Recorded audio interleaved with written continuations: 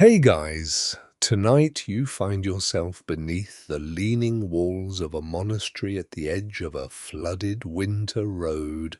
Cold stone presses through the soles of your boots, damp straw clings to your cloak, and smoke gathers in the rafters above the gatehouse like a second sootier ceiling. Somewhere beyond the river, mist bells mark the hour with slow iron notes. Mud cakes your heels. Torchlight shivers across the oak doors. A tired horse breathes clouds into the dark, looking as disappointed with the journey as you feel. Medieval travel brochures really oversold this experience. You probably would not last a week out here, though, to be fair, neither would most of the people who actually live here. Without several layers of wool, a strong stomach, and a flexible relationship with personal hygiene. So, before you get comfortable, take a moment to like the video and subscribe, but only if you genuinely enjoy what I do here. And while the rain taps against the stone, tell me in the comments where you are listening from and what the local time is there. Now dim the lights, maybe turn on a fan for that soft background hum, and let's ease into tonight's journey together. You lift one cold hand and strike the iron ring against the gate. The sound travels inward and disappears beneath the rain. For a while, nothing happens. Water slides from your hood and down your neck with the precise aim of a trained archer. At last, a hatch slowly opens. One eye studies you through a silence long enough to suggest that hospitality is being discussed with reluctance. The gatekeeper is a narrow monk called Brother Odo. He opens the door just wide enough for you to enter sideways. Your boots scrape across the threshold, leaving a respectable amount of road behind you. Inside, the air smells of wet wool, old wood, beeswax, and vegetable pottage simmering beyond the cloister. Rushes cover parts of the stone floor, mixed with dried rosemary to sweeten the room, or at least to argue politely with the odor of damp feet. A dog with one torn ear rises beside the wall and follows you. Without invitation, no one claims it. Some swear that stray dogs choose travelers likely to drop food, while others insist they sense bad weather illness or guilty consciences.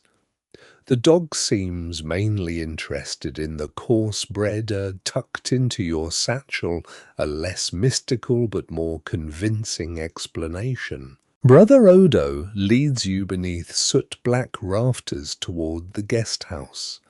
Monastery bells divide the night more reliably than any clock. They call the brothers to prayer work, meals, and occasionally, you suspect, simply prevent anyone from becoming too comfortable. Through an open doorway, you glimpse ink-stained scribes bending over desks. Their quills scratch softly across parchment. One warms his fingers around a clay cup. Another sprinkles sand over fresh ink, then glares as the dog's tail threatens the page. You receive a wooden bowl of pottage, a heel of bread, and a cup of weak ale. The bowl is warm against your palms. Barley onions, cabbage, and smoked fish drift through the steam. It is not a feast, but your stomach accepts the arrangement. On the wall hangs a lead pilgrim badge, shaped like a saint's hand. Beside it rests a splinter said to come from a holy staff. No one can quite agree whether the relic is genuine, though Brother Odo bows to it carefully and dusts around it with greater respect than he gives guests. When the meal is done, you expect a wool blanket and a corner near the hearth. Instead, Brother Odo notices the seal on the letter inside your satchel. His expression changes. He reads the name of a distant prior, glances toward the scribes, and beckons you deeper into the abbey. You pass the chapel, where a half-burned candle trembles before a painted saint. You cross a courtyard silvered by rain. Water pours from carved stone mouths into a basin green with age. Beyond the cloister lies a narrow stair, and at its top stands an oak door bound with black iron. Brother Odo unlocks it with a key large enough to defend a small bridge. The chamber beyond is dry close and lined with wooden chests. Bundles of parchment fill the shelves. Wax tablets, horn inkpots, linen wrappings, and boxes of herbs crowd a central table. Here the monastery keeps texts too fragile, strange, or troublesome for ordinary reading. A sprig of rue hangs above the doorway. Medieval folk believe rue guards against poison, envy, and wandering spirits. Whether it works is uncertain, but it makes the room smell sharply medicinal. Brother Odo lights another beeswax candle. From a locked chest he removes a manuscript wrapped in faded red cloth. The cover is cracked leather, its corners darkened by many hands. On the first page, Greek letters march beside later Latin notes. Tiny drawings show cups' roots, poppy heads, bronze instruments, and sleeping figures. The margins are crowded with warnings from generations of readers. Take little, mix with wine. Do not give to children, avoid in fever, pray first. One irritated scribe adds that a certain recipe is useful only for killing goats, though the goat's opinion is unavailable. You lean closer as the rain softens against the shutters. The manuscript has travelled farther than you have. It passes through ports, libraries, private houses, physicians' rooms, and perhaps the baggage of frightened refugees. Some pages are copied from older works now lost. Others carry recipes changed by memory, mistranslation, or confidence. Even now it is hard to tell whether every drug named here is the plant later readers believe it to be. Brother Odo turns a page with careful fingers. The dog settles across your feet. Outside the bell sounds again, low and patient. In the candlelight, the painted cup on the parchment seems almost full, and as you watch the ink gleam, the cold abbey walls begin to fall away. The painted cup widens beneath your gaze until its black rim becomes the lip of a real clay vessel warm from a nearby hearth. The monastery chamber fades, and you find yourself seated in a Greek household before dawn, where smoke curls beneath roof beams darkened by years of cooking. The floor is beaten earth. An oil lamp burns beside a low table, and beyond the courtyard wall, a rooster makes an announcement that no one requested. The woman kneeling beside the hearth is named Thalia. She wears a wool dress pinned at the shoulders, her hair bound beneath a cloth. She is not called a physician, though neighbours come when a child coughs, an old man cannot sleep, or a merchant returns from the harbour with an offended stomach. Here, healing begins among grain jars, onions, drying herbs, and the same bronze pots used for supper. She pours diluted wine into the cup. Greeks usually mix wine with water, especially in respectable company. Tonight, however, it is not meant for a feast. It is a carrier, a solvent, and a disguise for flavors that nature has not made inviting. From a linen pouch, Thaleia takes dried thyme and crushes it with a wooden spoon. She adds honey and bitter bark for her brother, who lies beneath a wool blanket, breathing through a blocked nose and insisting that he is improving. Sick people discover optimism when everyone else must care for them. You watch as she warms the cup near the coals. Heat draws fragrance from the thyme beneath the heavier smell of smoke. Honey softens the bitterness. Wine carries the plant substances and makes the dose easier to swallow. No one here speaks of chemistry, yet experience teaches what dissolves, what settles, and what becomes dangerously strong when left too long. The household owns no medicine cabinet. Mint hangs beside garlic fennel, shares a jar with kitchen spices, and olive oil serves for food. Lamps massage and wounds. Vinegar cleans, cools, preserves, and stings enough to persuade many patients that something useful must be happening. A servant boy enters, carrying water, and touches the clay figure fixed near the doorway. A household protection against misfortune. Some swear illness arrives with polluted air, offended gods, jealous eyes, or careless spirits. Others blame food, weather, fatigue, or imbalance within the body. A person may consult a healer, make an offering, change supper, and hang a charm, because certainty is a luxury for those who are not ill. Thaleia hands the cup to her brother. He drinks slowly, grimacing at the bitter sediment, then lowers himself onto folded blankets. A brazier warms the room, though smoke stings your eyes. Near his pillow rests a sprig of laurel.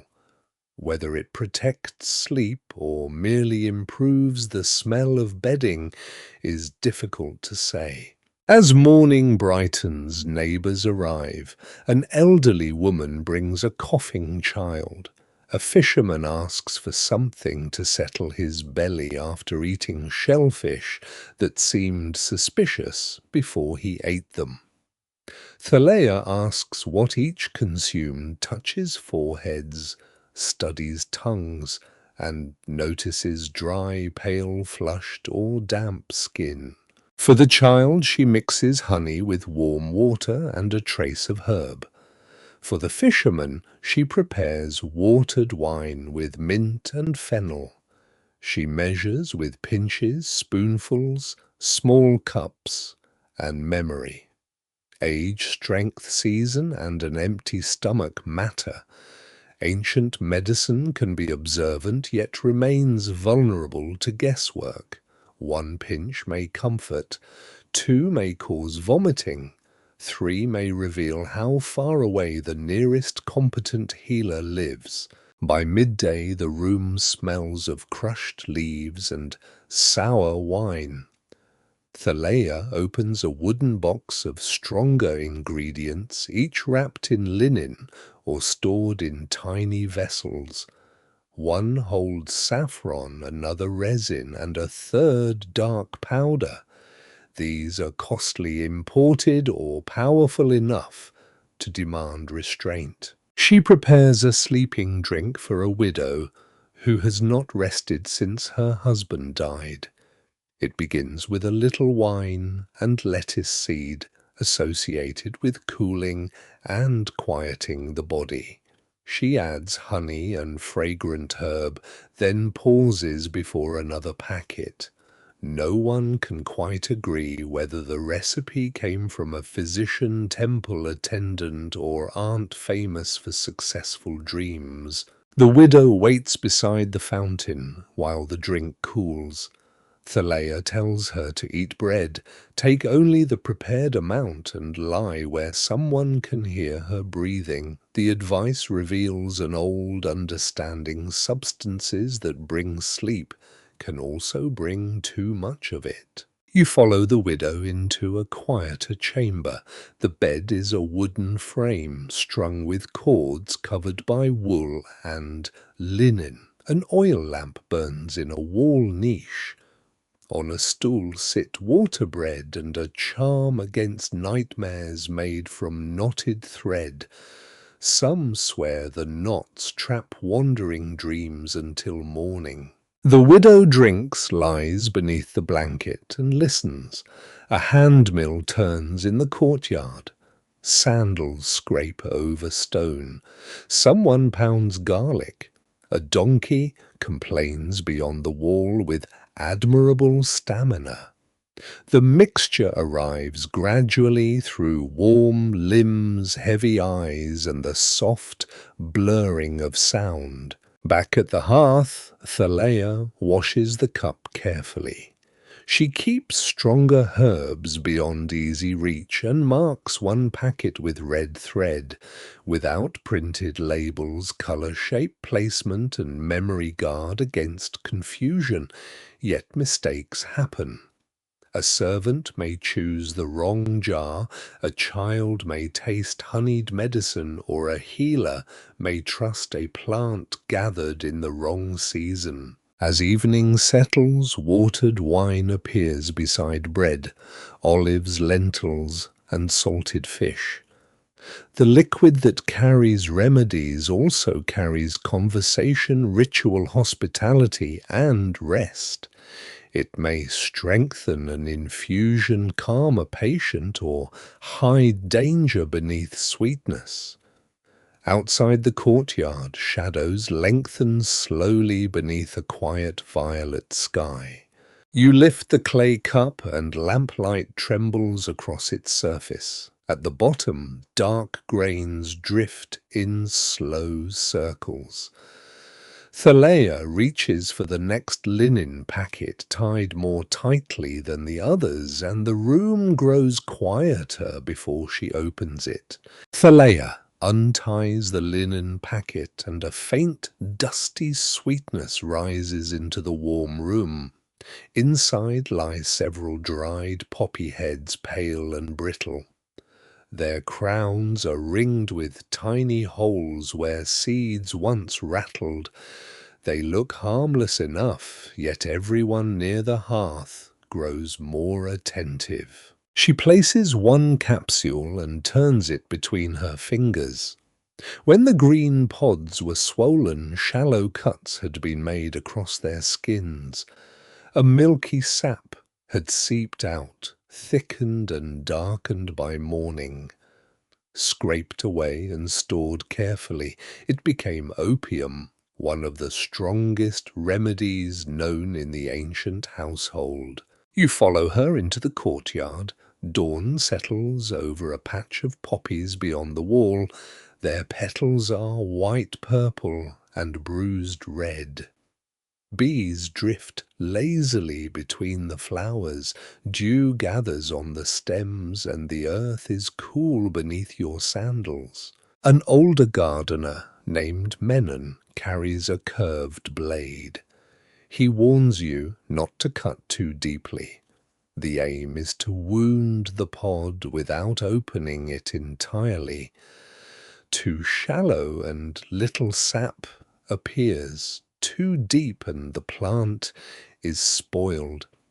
He draws several lines, then wipes the blade on a rag.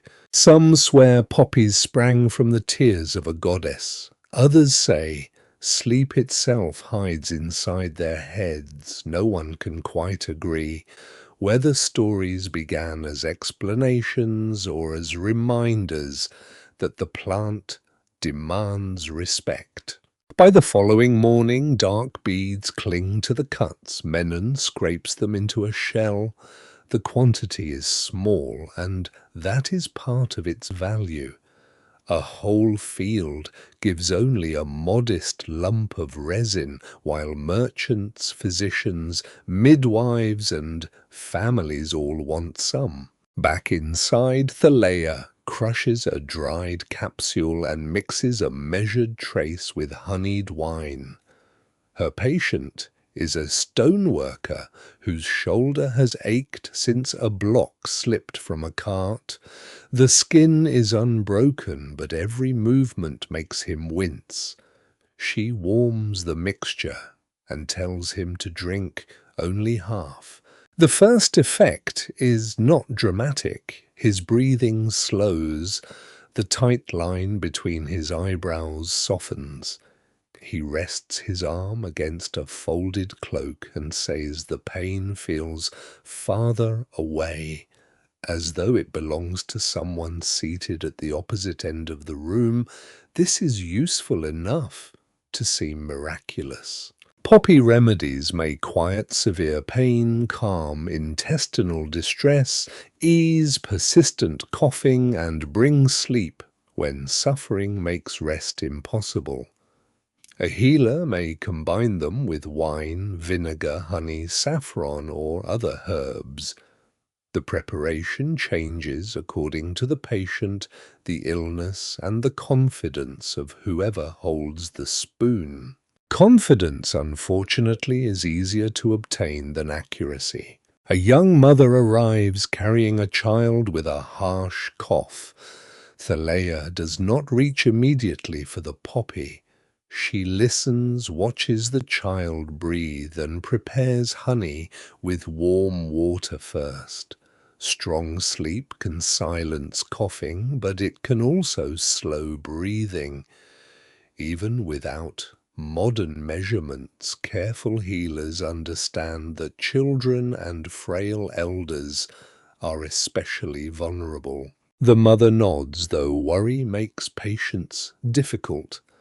Beside the doorway hangs an amulet shaped like an eye. She touches it before leaving. Some families believe the evil eye can weaken a child's sour milk or invite fever. A charm and a mild remedy together feel safer than choosing only one explanation. Later, a midwife asks for a small portion to ease a woman's labor. Thaleia wraps it in waxed cloth and repeats the dose twice. Pain during childbirth can be overwhelming, yet too much sedation may leave mother and infant dangerously weak.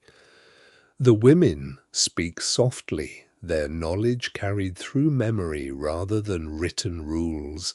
Near sunset, the stoneworker wakes. His shoulder still hurts, but he smiles and asks for the rest of the cup. Thaleia studies him before answering. She gives him bread-watered wine without medicine and a warning to wait. He laughs at first, then watches the cup too closely. The room changes around that small glance. A remedy that brings relief can become something a sufferer longs to repeat. The body may grow accustomed to the dose. The same amount may no longer soothe as deeply, while stopping may bring restlessness, sweating pain, sleeplessness, and a misery difficult to explain. Ancient writers sometimes describe people who use powerful medicines too freely, though their language is not yours. They speak of habit weakness, excess, or a body trained to expect a substance. Even now it is hard to tell how often dependence is recognized clearly and how often it hides beneath respectable treatment. A merchant enters after dark with a polished box from across the sea. Inside is a denser, darker opium than the household usually sees. He praises its strength, purity, and price with equal enthusiasm. Merchants have always considered expensive danger more impressive when wrapped neatly. Thaleia tests a crumb between her fingers, but does not buy it. The smell is wrong, perhaps mixed with resin or soot. Adulterated medicines are common wherever profit travels faster than trust. You sit beside the hearth while she locks the remaining poppy resin inside a wooden chest. The key hangs from a cord beneath her dress. Around you, supper is cleared away. Oil lamps dim.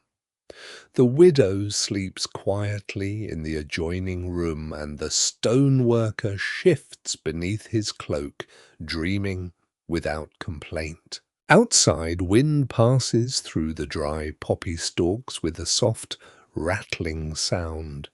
Menon gathers the empty heads into a basket. Some will be saved for seed, some for mild household preparations, and some discarded because their strength cannot be guessed. Thaleia returns carrying a root shaped almost like a little human body. Its forked limbs are twisted, its skin brown and wrinkled, and a sharp smell clings to the earth around it. She sets it beside the locked chest. The dog from the monastery appears beneath the table, though no one seems surprised. It sniffs the root, once backs away, and curls beside your feet. Thaleia gives a quiet smile. Then she reaches for the knife. The knife catches the lamplight as Thaleia steadies the mandrake root upon a wooden board. Its two forked branches resemble crooked legs, and smaller fibers curl like fingers around clods of soil. You understand immediately why people imagine a human spirit sleeping inside it. The resemblance is poor, but fear has never required excellent sculpture. Thaleia does not cut at once. She asks everyone near the hearth to step back, then opens the shutters so the sharp odor can escape. The room fills with cool evening air, carrying the sounds of sandals in the lane, a distant flute and pottery being stacked after supper. Somewhere a neighbor argues with a goat. The goat appears to be winning. Menon enters with a clay jar and lays a strip of linen across his mouth. He says the root was dug before sunrise from ground beyond the cemetery wall. According to one old custom, a gatherer circles the plant 3 times, faces west, and avoids hearing the root's terrible cry when it leaves the earth. Some swear that cry kills anyone nearby. Others insist a dog must pull the root free while the human stands at a safe distance. No one can quite agree whether the dog is meant as a sacred helper, an unfortunate substitute, or merely evidence that ancient gardening could become unnecessarily theatrical. Thaleia dismisses most of this with a tired smile, yet she still washes her hands before touching the root. Superstition and caution often share the same doorway. A plant may not scream, but its juices can irritate skin, and its strength can vary wildly according to age, soil, season, and storage. She slices away a small piece. The pale interior releases a bitter, heavy scent. She places the fragment in a mortar with wine and begins grinding slowly. The stone pestle moves in patient circles, crushing flesh into a cloudy paste. You watch her add water, then honey, not because sweetness makes the medicine safer, but because patients resist danger less when it tastes like dessert. Mandrake belongs to the nightshade family, and its roots and leaves contain substances capable of drying the mouth, clouding vision, quickening the heart, confusing thought, and producing deep drowsiness. In carefully controlled amounts, ancient healers may use it to ease severe pain or bring sleep before a difficult procedure. In careless amounts, it can cause delirium, collapse, and death. A bronze worker arrives, supported by his brother. A shard has lodged beneath the skin of his thigh, and every attempt to remove it makes his body tense. The wound is not bloody now, but swollen and hot. Thaleia examines it, cleans the surrounding skin with diluted wine, and orders a brazier moved closer. She gives the man only a small cup of the mandrake mixture. He drinks while his brother holds his shoulders. At first, nothing changes. Then his words slow.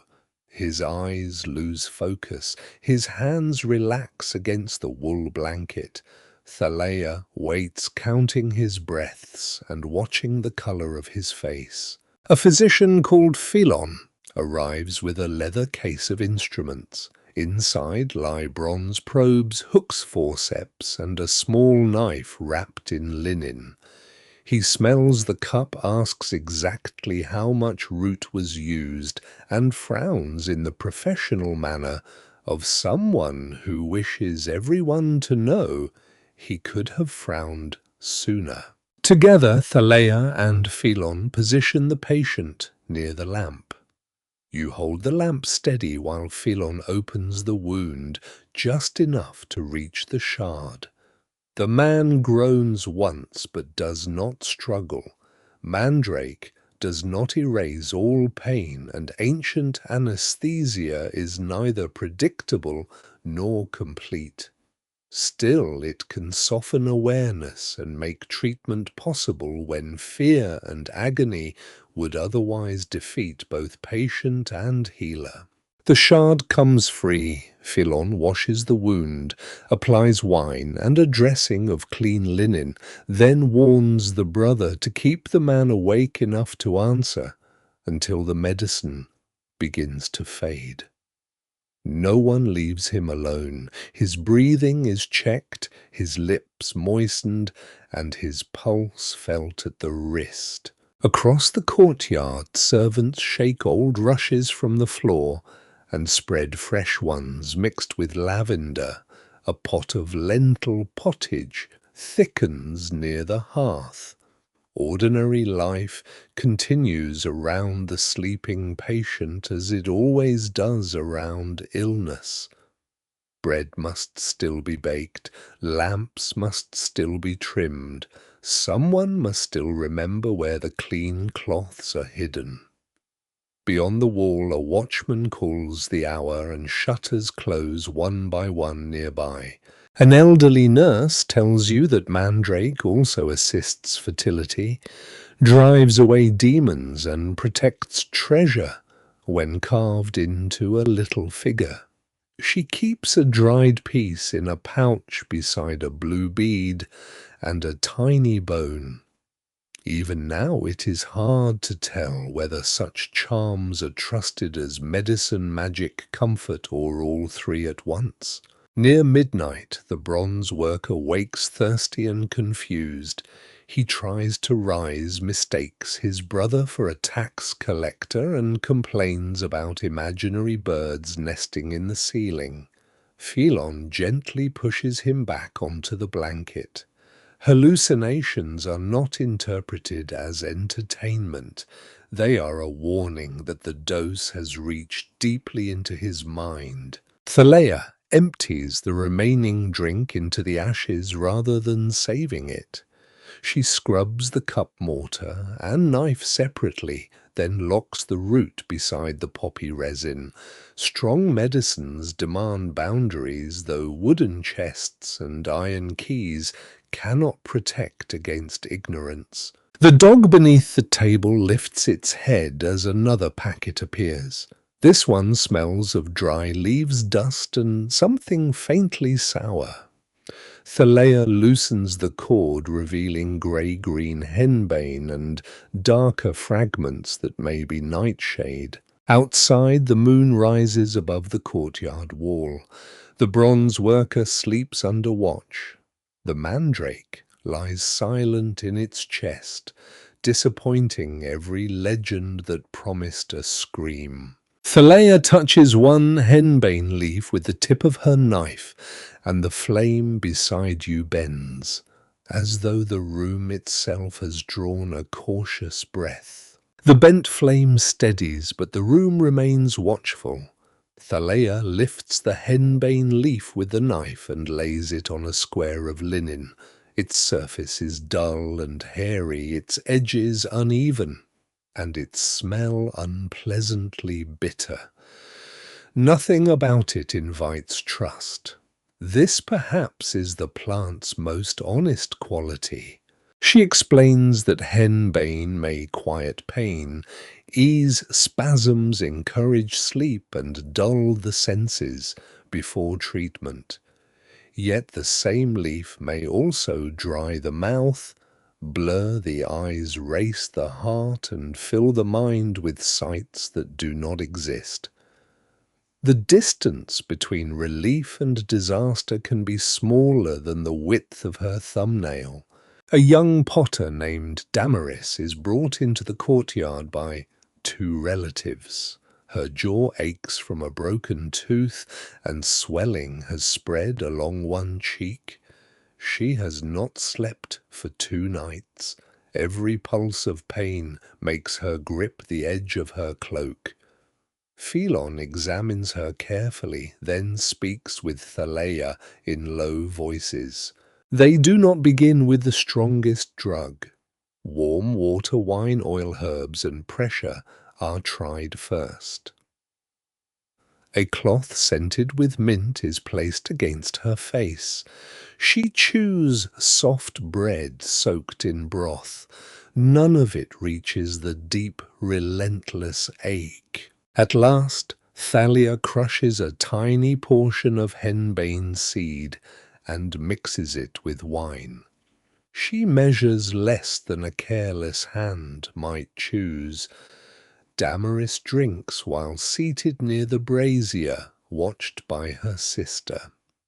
The dog settles beyond reach, displaying a medical instinct superior to that of several confident humans. Slowly, Damaris loosens her grip. Her eyelids droop. The pain does not vanish, but her body stops fighting every heartbeat. Phelon works quickly, cleaning the gum and removing a splinter of tooth with bronze forceps. The procedure is rough, brief, and mercifully finished before the medicine deepens. For a while all seems well. Then Damaris points towards the wall and asks why a black horse is standing there. No horse stands there. She laughs softly, reaches for empty air, and tells her sister that the horse is wearing a wreath. Thalea touches her wrist. Phelon checks her breathing. They speak her name and keep her upright. Hallucination is a known danger, especially when henbane is mixed too strongly confused with another plant or given to someone weakened by hunger, fever, or exhaustion. Across the room lie darker leaves from belladonna, the deadly nightshade. Its berries can look glossy and tempting, particularly to children. Their sweetness hides their danger. Even small amounts may cause confusion. Feverish skin, widened pupils, agitation, and a violent wandering delirium. Some swear witches use such plants in secret ointments that allow them to fly through the night. Others say temple servants burn them to summon visions. No one can quite agree whether these tales preserve memories of intoxication, condemn forbidden rituals, or simply explain behavior that frightened neighbors cannot understand. Thalia places the nightshade in a separate jar marked with black thread. A charcoal symbol is drawn on the lid. Since many people cannot read warnings, rely on knots, colors, shapes, and strict placement, still a hurried servant may confuse jars, and dried leaves lose the features that once made them recognizable. A shepherd arrives after sunset with trembling hands and a face flushed, strangely red. He says he drank from a cup prepared by a roadside healer for stomach cramps. Now his mouth is dry, his vision swims, and he insists that insects are crawling beneath his sleeves. The insects are imaginary. His distress is not. Thalia smells the residue in his cup. Phelon studies his eyes, then asks whether the mixture contained henbane or nightshade. The shepherd cannot say. The healer called it a secret family remedy, which is sometimes wisdom inherited through generations and sometimes ignorance wearing a confident hat. They give the shepherd water in careful amounts, cool his skin with damp cloths, and keep him away from stairs, flames, and sharp tools. His brother sits beside him holding both wrists when panic rises. There is no simple antidote waiting in a label bottle. Treatment means watching, cooling, supporting, and hoping the dose was not too large. Hours pass. The oil lamp shortens. Fresh rushes beneath your feet release a faint herbal scent whenever someone moves. Damaris sleeps now, breathing evenly beneath a wool blanket. The shepherd mutters to people who are not present, then suddenly laughs at a corner of the ceiling. Even now it is hard to tell how ancient healers distinguish a sacred vision from a poisoned mind. When both arrive with trembling limbs, strange speech, and widened eyes. Context matters. A trance inside a sanctuary may be honored. The same behavior beside a cooking fire may bring fear, restraint, or prayer. An elderly neighbor hangs garlic near the doorway and ties red wool around the shepherd's wrist. She whispers that wandering spirits dislike strong smells and tangled thread. Phelon does not object. The charm does no harm, and the family needs something to do while they wait. Near dawn, the shepherd's pulse slows. Sweat cools on his face. He recognizes his brother and asks why everyone looks so tired. No one answers honestly. Thalia gives him thin barley water and warns him never to accept an unnamed remedy again. The family leaves as the first birds begin calling beyond the roofs. Phelon locks the dangerous jars inside the chest with poppy and mandrake. Herbs that heal are not gentle simply because they grow from soil.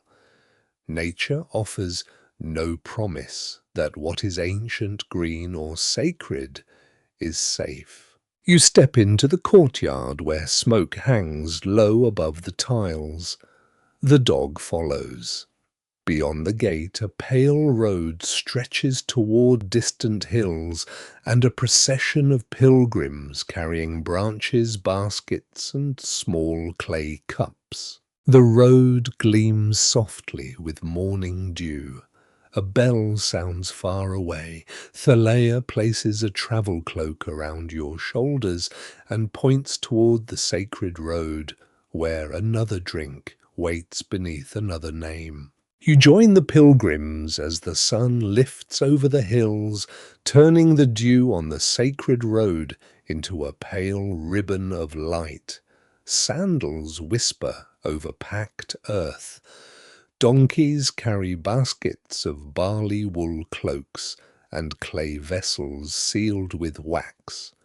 The dog trots beside you as though it has paid the proper temple fee, which it certainly has not. The procession moves slowly toward Eleusis. Some travellers sing beneath their breath. Others carry myrtle branches or small offerings wrapped in linen. A widow from Athens walks near you, her bronze pilgrim token tapping against her belt. She tells you that people come seeking hope about death, the favour of Demeter, and knowledge they are forbidden to repeat. Before entering the sanctuary, participants prepare through fasting, washing sacrifice, and careful obedience to ritual. Hunger sharpens the senses. Fatigue makes every torch brighter and every whispered instruction more important. By the time the pilgrims approach the sacred buildings, ordinary bread, cold water, and a place to sit have acquired the dignity of treasure. Near a roadside shrine, attendants distribute coarse loaves and watered wine to those not yet observing the strictest fast. You receive a piece of bread hard enough to repair a cartwheel.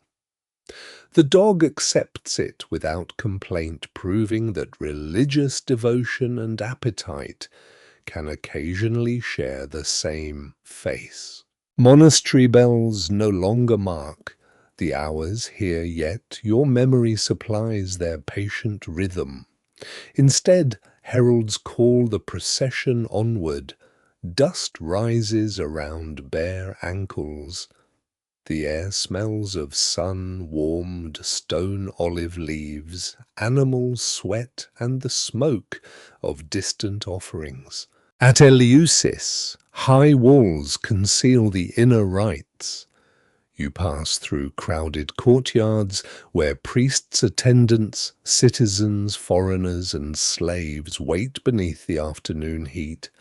No one speaks openly about what will happen inside. Those who tell the tale never fully agree, because initiates are bound to secrecy, and later writers preserve only fragments. One object appears again and again in those fragments, a drink called kykeon. An attendant leads you toward a shaded chamber where women grind roasted barley in stone mortars. Another carries a jar of water drawn from a sacred source.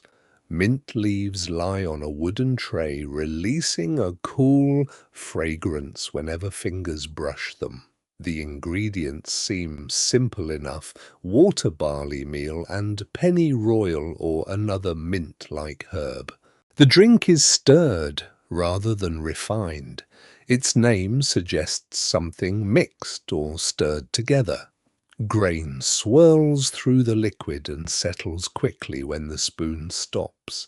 Each cup must be moved again before drinking, otherwise the final pilgrim receives a mouthful thick enough to stand a spoon upright. You watch an elderly attendant fill shallow cups. The kykeon is cloudy pale and faintly green. It smells of wet grain and crushed mint. After fasting, even this plain mixture seems rich. You lift the cup and feel the rough clay against your palm. The taste is sour, earthy, and cooling. Barley clings to your tongue. Pennyroyal leaves a sharp bitterness in the throat. It is not a luxurious drink, nor is it meant to be. The act of drinking ends the fast and connects the participants to the myth of Demeter, who accepts a similar mixture while grieving for Persephone. Yet the Kykeon carries a question that has endured far beyond the sanctuary walls. Some scholars and storytellers suspect the drink may sometimes contain a substance capable of altering perception. They point toward ergot, a fungus that can grow on grain and produce powerful effects. Others argue that such contamination would be unpredictable, dangerous, and difficult to control. No one can quite agree whether the visions reported in the mysteries require a drug at all. Fasting darkness, chanting expectation, exhaustion, torchlight, sacred drama, and the force of a gathered crowd may transform perception without any secret ingredient. The human mind needs surprisingly little encouragement when it has walked for days, eaten almost nothing, and been told that eternity waits behind a door. You sit against a cool wall while the Kykeon settles inside you. Around the courtyard, pilgrims speak more softly. An attendant removes empty cups and rinses them in a basin. The dog drinks plain water from the runoff channel, sensibly declining theology in favor of hydration. As evening approaches, participants gather before the great hall. Torches are lit one by one. Resin snaps in the flames. Shadows climb the columns. The widow beside you ties her cloak more tightly and touches the pilgrim badge at her waist. Inside, the air grows close and warm. Hundreds of bodies fill the darkness. Feet shift across stone. Somewhere ahead, a priest speaks words you cannot fully hear. Objects are displayed, chants rise, and sudden light breaks across faces that have waited through hunger and silence. Your own senses feel unusually sharp. The torch smoke coils like living thread. A drumbeat seems to travel through the floor into your ribs. Whether this comes from barley, mint, fasting expectation, or all of them together, remains impossible to separate. Ancient participants describe the mysteries as life-changing, comforting, and difficult to express. They may leave believing they understand death differently. What they actually see remains hidden behind sacred silence, damaged texts, and later imagination. When the gathering finally releases you, night lies cool over Eleusis. Pilgrims emerge slowly, blinking beneath the stars. Some weep, some smile. Others simply ask where food is being served, which may be the most honest response after a long fast. You receive barley bread, cheese olives, and watered wine beside a low fire. The widow says nothing about the ceremony, neither do you. The dog curls against your boots as distant voices fade along the wall. Beyond the sanctuary, smoke rises from a hill where another sacred place waits. Rumors speak of vases, incense, and voices that answer questions no ordinary person can solve. Before dawn, the road will turn upward toward the oracles. Now, however, the last torch lowers, and you rest beneath your cloak while crickets stir in the grass. Before dawn, you wake beneath a sky still crowded with stars. The fire has fallen into red hollows, and the last crumbs of barley bread lie near the dog's nose. Around you, pilgrims stir beneath cloaks, stiffened by dust. Someone coughs. Someone else whispers a prayer. From the sanctuary walls comes the faint scrape of a gate being opened for the morning road. You rise, pull your cloak close, and follow a smaller company toward the hills. The widow from Athens walks beside you, silent after the mysteries. Ahead, a guide carries a torch cupped against the wind. Its smoke trails backward bitter and resinous while the path climbs between olive trees and pale stones. The road toward the oracle is narrower than the sacred way. Loose gravel shifts under your sandals. Springs gather in shaded hollows and roadside shrines appear where travelers leave ribbons, oil cakes, or tiny clay figures shaped like feet, eyes, and hands.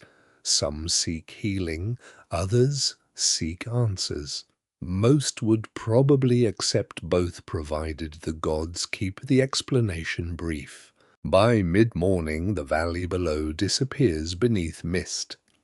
The guide stops at a small temple guest house where attendants offer water-course bread and a place to sit. The room smells of wool, lamp smoke, and damp plaster.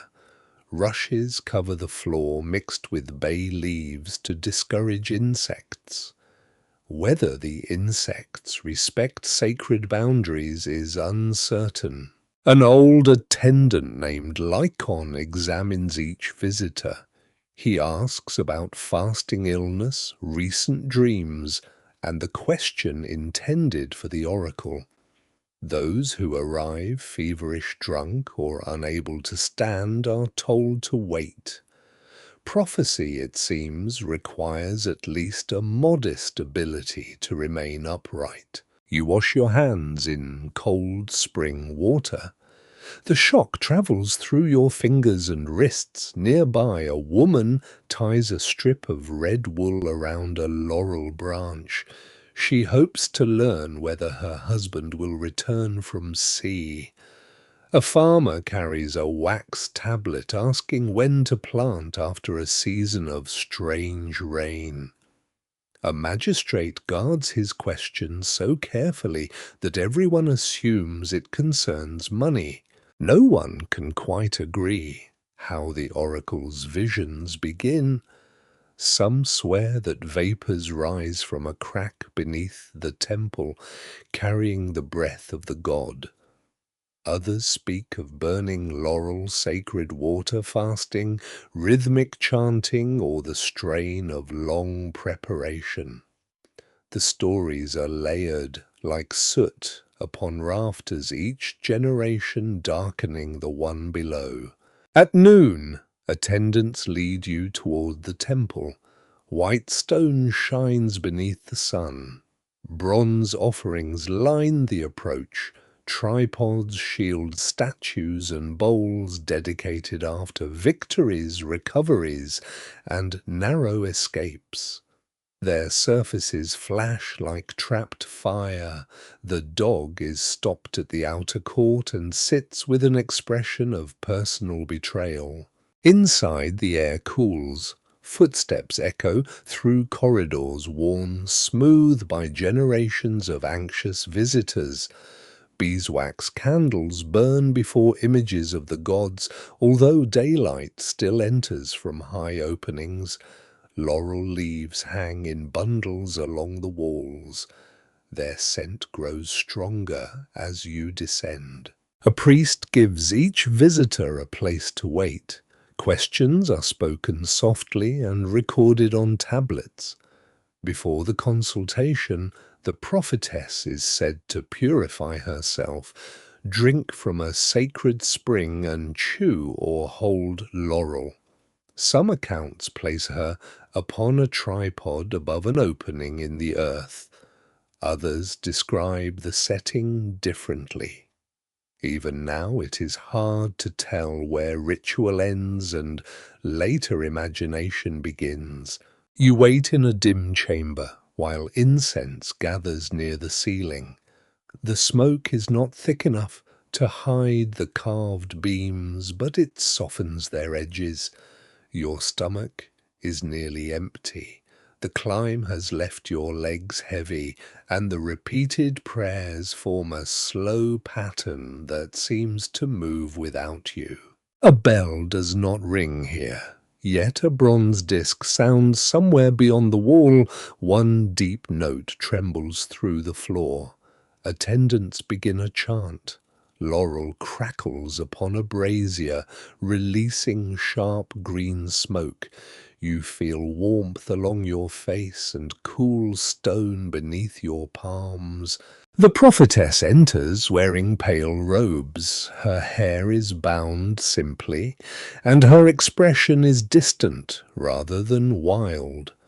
She sits above the inner chamber while priests stand nearby, ready to interpret what follows. The gathered visitors lower their voices until only fire and breathing remain. At first, she says nothing, then her shoulders change. Her breath becomes deeper, uneven, and strangely measured. She speaks in fragments, some words are clear, others swallowed by echoes.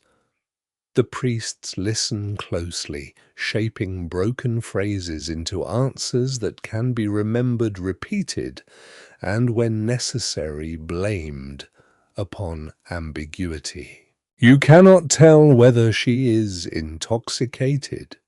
Perhaps gases seep from the earth. Perhaps smoke and fasting alter her senses.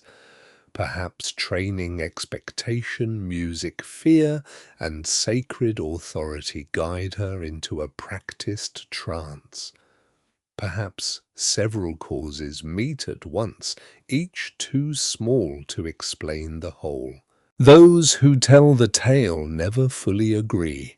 Ancient temples are not laboratories, and the people within them do not separate religion, medicine, performance, and altered consciousness as neatly as later minds might prefer. The woman with red wool receives an answer about a ship returning beneath a dark moon. The farmer is told to watch the cranes.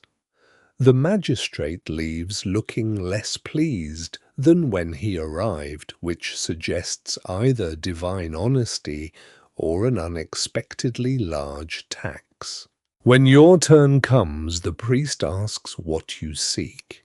You look toward the smoke, the tripod, and the shadowed face above it. Before you can answer, the prophetess opens her eyes and speaks of a road leading eastward where physicians weigh heat against cold and pleasure against pain. Outside evening settles over the valley. The dog leaps up, forgiven instantly by itself. You descend toward the guest house while incense clings to your cloak. Behind you, the oracle's voice fades into stone smoke and the patient uncertainty of history. Far below, cooking fires appear beside the road, promising warm lentils, sour wine, and another night beneath unfamiliar stars. The cooking fires below the oracle lead you toward a physician's courtyard beside the eastern road. By the time you arrive, darkness has settled between the tiled roofs, and a thin moon hangs above the cypress trees. The dog follows close behind, carrying the solemn expression of an animal who has survived prophecy and expects supper as compensation. A servant opens the gate and points you toward a covered walkway. Oil lamps stand in wall niches. Their flames illuminate shelves of clay jars, bronze scales, folded linens, and bundles of herbs suspended from wooden pegs. The air smells of vinegar, fennel, warmed oil, and wet wool steaming near a brazier. The physician is called Nikias. He has ink stains on 2 fingers and flower on one sleeve, suggesting that even learned men must occasionally rescue bread from an oven. He gives you lentil pottage, olives, coarse bread, and watered wine before asking why incense clings to your cloak. When you mention the oracle, he nods without surprise. Physicians hear many explanations for illness, visions, sleeplessness, and pain. Some patients blame gods, weather, grief, spoiled fish curses, or neighbors with suspicious eyebrows. Nicias listens to all of them, then asks what the patient ate and when the trouble began. At dawn you sit beside him as visitors enter the courtyard. A young scribe complains of headaches after long nights copying accounts by lamplight. An old farmer has stiff fingers. A sailor suffers burning pain in his stomach. Nicias observes their skin, eyes, breath, posture, appetite, sleep stools, and urine. Privacy is limited. Ancient diagnosis sometimes requires surrendering dignity before breakfast. He believes the body must be understood through qualities and balances. Food seasons, climates, ages, and medicines may be described as hot, cold, dry, or moist. These words do not simply mean temperature. They belong to a wider system for explaining how substances act upon the body and how illness disturbs its proper condition. The farmer's swollen joints appear worse in cold, damp weather. Nicias prescribes warmth, gentle movement, massage with oil, and a preparation of herbs thought to dry and heat. For the sailor's burning stomach, he chooses a cooler, milder mixture and forbids strong wine for several days. The sailor looks as though he has been sentenced to exile. Nicias does not treat a drug as good or evil by itself. A remedy useful for one body may harm another. Age matters. Strength matters. Pregnancy, hunger, fever, fatigue, and the season all matter. A powerful medicine given to a sturdy soldier may overwhelm a thin child or an elderly widow. He opens a wooden cabinet secured with an iron key. Inside are jars marked with painted symbols. One contains poppy resin, another mandrake, another dried hellebore. Nearby sit milder substances, mint thyme, fennel barley, honey vinegar, olive oil, and wine. The dangerous and ordinary stand close together because healing rarely respects tidy shelves. You watch him weigh a dark powder on a small bronze balance. Pebble weights rest on one side, medicine on the other. The scale trembles with every movement. Exact measurement remains difficult, but the attempt matters. A pinch taken from a large hand is not the same as one taken from a small hand, a fact discovered after centuries of preventable disappointment. For the scribe, Nicias prepares no narcotic. He adjusts the lamp, recommends breaks, washes the man's forehead with cool water, and tells him to sleep before the next set of accounts. The scribe protests that his employer expects speed. Nicias replies that blindness tends to slow copying even more. A woman arrives carrying a feverish servant. Nicias feels the patient's pulse and studies the dryness of her tongue. He asks whether she sweats at night, whether she drinks, and whether her bowels move. He avoids a strong purge because she is already weak. Instead, he orders barley water, rest-light coverings, and careful observation. Some healers favor aggressive treatments, especially purging, bleeding, vomiting, and powerful drugs that force the body into visible action. Patients may trust a remedy more when it produces an immediate result, even if the result is mainly misery. Nikias prefers to ask whether the body can endure the cure. No one can quite agree which physicians are cautious and which are merely timid. Rival schools dispute causes, methods, and theories. One healer follows tradition, another experience, another reason, and another whatever wealthy patrons pay to hear. Medical confidence travels easily. Reliable knowledge moves more slowly. At midday, Nikias invites you into a shaded room where students copy recipes onto wax tablets. They record ingredients, quantities, preparation, timing, and the condition of the patient. One recipe requires roots gathered before flowering. Another warns against giving wine after a sedative. A third advises testing a weak dose before increasing it.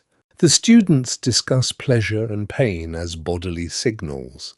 A drug may soothe, numb, stimulate, loosen, dry, warm, cool, or confuse. Relief can reveal that a treatment suits the illness, yet pleasure can also tempt repeated use.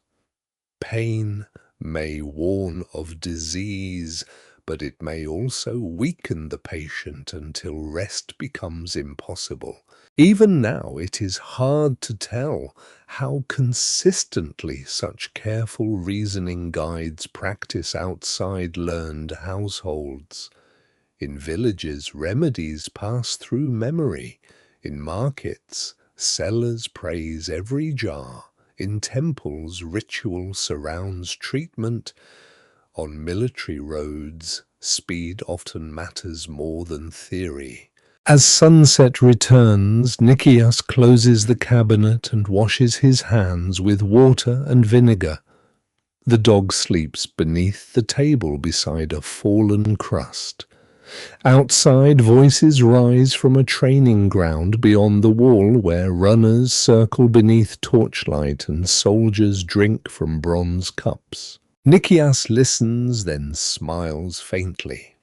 Men seeking strength, he says, are often willing to swallow almost anything except sensible advice. You follow the sound toward the gate. Night air carries sweat dust, crushed herbs, and the metallic rhythm of practice weapons while your road shifts from quiet diagnosis toward the restless promises of endurance, courage, and artificial vigor waiting ahead. The metallic rhythm draws you through the gate and into a training yard where torchlight trembles across sand-bronze helmets and bare shoulders glazed with sweat. Runners circle the outer wall in silence. Wrestlers practice holds near a row of wooden posts. Soldiers strike wicker shields with blunted spears while an instructor counts the blows as though repetition can persuade fear to behave. The dog pauses beneath a bench, considers the noise, and chooses the duty of guarding a discarded sandal. A trainer named Theron offers you a cup of watered wine mixed with honey and crushed thyme. The drink is sharp and bitter. He claims it restores breath after exertion and settles the chest after dust. Whether it does so through herbs, sugar, warmth, or confidence is difficult to separate, but the runners accept it eagerly. Athletes and soldiers place harsh demands upon the body. They rise, eat, train beneath heat and sleep, where noise, insects, and hard floors make rest uncertain. Their meals include barley bread, cheese, olives, onions, figs, lentils, fish and wine diluted with water.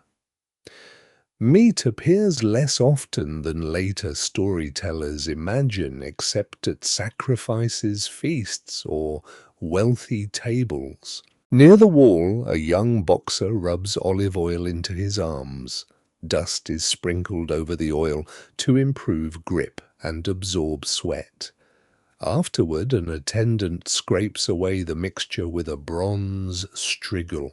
Some people collect scrapings from athletes and sell them as medicine, believing the sweat and oil preserve a trace of strength. No one can quite agree whether buyers seek healing luck or a personal souvenir. Theron leads you toward a low storeroom where clay jars stand beside sacks of grain. One jar contains dried figs steeped in wine. Another holds vinegar flavored with mint. A third contains a thick paste of honey, sesame, and herbs rolled into small cakes for men marching beyond the city. These are not strictly drugs, yet they belong to the same world of substances used to alter fatigue, courage, pain, digestion, and wakefulness. A soldier may chew bitter roots before a long watch, drink strong wine before battle, or swallow a tonic promised to harden the limbs. An athlete may follow a strict diet purge before competition, or trust a trainer whose greatest qualification is an impressive beard. At the far end of the yard, a physician examines a runner who has collapsed after sprinting in the heat. He cools the man with wet cloths and gives water slowly rather than pouring wine into him. Around them, several companions offer advice at once. This ancient medical chorus is free, confident, and almost entirely unhelpful. The runner wakes and complains of weakness. Theron reaches for a pouch of stimulating herbs, but the physician stops him. Rest shade and fluid come first. A substance that awakens a tired man may also drive an overheated body further toward danger. Some preparations are used to sharpen alertness during night watch. Bitter aromatics, strong wine, garlic, onion, and pungent resins may briefly keep the senses active. Soldiers also chew herbs to mask thirst or nausea on marches. The effects vary, and so do the stories told afterward. Some swear certain warriors drink potions that remove fear. Others say such mixtures merely dull judgment, leaving men brave enough to ignore sensible retreat. Even now it is hard to tell how often legendary courage depends upon ritual alcohol exhaustion, group pressure, or pharmacology. You sit beside a brazier while a veteran prepares a cup for his aching knees. Into warmed wine he stirs rue honey and a trace of poppy. He knows the poppy may quiet pain, but he also knows it may slow him.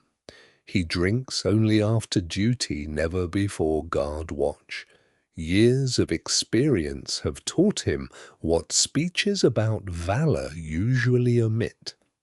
Sleep and functioning joints are strategic resources. Nearby, a wrestler consumes a meal of cheese and barley, believing bulk will strengthen him. Another athlete eats dried meat and insists it builds muscle. Trainers debate diet with the certainty of priests discussing relics. One recommends abstinence from wine. Another prescribes a little wine. A third recommends enough wine to make the first two easier to tolerate. The yard quiets as night deepens. Soldiers remove helmets and hang damp cloaks near the fire. A cook stirs pottage in a blackened pot, adding leeks and smoked fish. Wooden bowls pass from hand to hand. The meal is salty and welcome. Theron shows you a packet purchased from a merchant. The powder inside is reddish and fragrant, sold as an imported strengthening tonic. The merchant claims it comes from beyond the eastern mountains and grants endurance, clear sight, and unusual success in negotiations with officers. Nicias, who has followed from his courtyard, smells the powder and finds mostly cinnamon dust and ground lentil. The tonic may warm the mouth, sweeten the wine, and lighten a purse. Its more heroic effects remain invisible. Fraud thrives wherever exhaustion meets hope. Soldiers fear weakness, athletes fear defeat, commanders fear men who cannot march. Sellers therefore promise stamina in jars, courage in cups, and recovery in packets tied with impressive cord. Still, not every tonic is useless. Honey provides quick energy. Salt replaces what sweat carries away. Wine may ease tension and pain, though excess impairs balance, judgment, and sleep. Aromatic herbs can settle the stomach or open a blocked nose. The difficulty lies in knowing which effect is real, which is temporary, and which arrives mainly because everyone expects it. Before dawn, a horn sounds from beyond the wall. The soldiers form ranks for a march toward the coast. Leather straps creak, shields knock softly against knees. Each man receives bread, dried figs, onion, and a small flask. You walk beside them as the city gate opens. Behind you, the training fires fade. Ahead, the imperial road stretches toward ports, camps, and Rome, where larger medicine chests wait behind heavier doors. The dog trots beneath the first pale light, still carrying the stolen sandal. The road carries you south beneath a widening sky, past vineyards, milestones, toll stations, and inns where smoke leaks through roof tiles in thin blue threads. Soldiers march ahead in measured silence. Carts groan beneath amphorae of oil-grain wine. The dog keeps the stolen sandal until midday, then abandons it beside a milestone with the dignity of a magistrate concluding official business. By evening, the road descends toward a crowded Roman town. Walls rise from the plain gates, darken beneath towers, and market noise rolls outward before you enter. Mule bells, shouted prices, hammering metal, and the clatter of wheels mix with the smell of bread. Ovens drains incense, sweat, and fish sauce. You pass beneath the gate after paying a small toll. A clerk marks a wax tablet, glances at your cloak, and charges extra for the soldier's pack mule. The company leaves you near a public fountain. Across the street stands the shop of a medicus named Lucius Marcellus. A painted serpent curls above the doorway. Shelves crowd the front room holding pottery jars, horn boxes, linen packets, bronze spoons, scales mortars, probes forceps, and narrow knives. Lucius is sorting his medicine chest when you enter. The chest is oak bound with bronze and divided into compartments. Each space holds something different. Opium, resin, saffron, myrrh, frankincense, aloe, pepper, mineral powders, dried figs, bandages. The arrangement looks orderly until he begins searching for one missing spoon. His assistant swears the spoon was returned. Lucius swears it was not. A patient waiting by the wall swears he has never seen two educated men lose an argument so thoroughly. The first visitor is a mason with a cut palm. Lucius washes the wound with diluted wine, removes grit with bronze forceps, and binds it in clean linen, spread with honey. Honey is valued for soothing wounds and discouraging decay, though no one speaks of microbes. Experience often reaches a useful practice long before explanation arrives. Next comes an elderly senator's servant carrying a sealed note and a silver coin. His master has indigestion after a banquet. Lucius prepares mint fennel and a mild bitter herb, then advises smaller meals. The servant laughs because advice is cheaper than peacock and therefore less likely to be accepted. From the rear room, a midwife named Aelia enters. Her own case contains oils, wool, clean cord, small knives, pessaries, herbs for pain, and charms tied with coloured thread. She treats women through pregnancy, birth recovery, and illnesses that male physicians often understand only from a safe distance. Aelia opens a jar of imported balsam and warms it between her hands. She uses oils for massage dryness, soreness, and preparations applied to the skin. Some contain harmless herbs. Others include substances strong enough to burn numb or poison if mixed carelessly. A young woman arrives with her mother complaining of sleeplessness and a racing heart. Aelia asks about meals, monthly, bleeding, grief fever, and recent medicines. The mother whispers that a neighbor may have cast the evil eye. Aelia does not mock her. She ties a blue thread around the woman's wrist, then prepares a mild drink of warm water, honey, and lettuce seed. Some swear blue stones, coral branches, or engraved gems repel envy and sickness. Others trust amulets bearing divine names. No one can quite agree whether such objects heal through sacred power, reassurance, coincidence, or the body's own shifting course.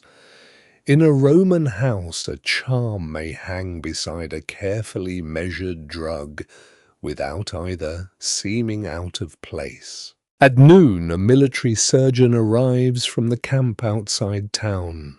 His leather roll carries hooks, needles, saws, cautery irons, and probes polished by use. He purchases opium, vinegar, linen, and a jar of ointment. Surgery depends upon speed, restraint, assistance, and whatever pain relief can be given without stopping breath. You follow him into the courtyard, where he checks the edge of a bronze knife against his thumbnail. He says a sharp instrument is kinder than a dull one. This is true, though it does not make the instrument look friendlier. Behind Lucius's shop lies a storeroom filled with the empire's geography.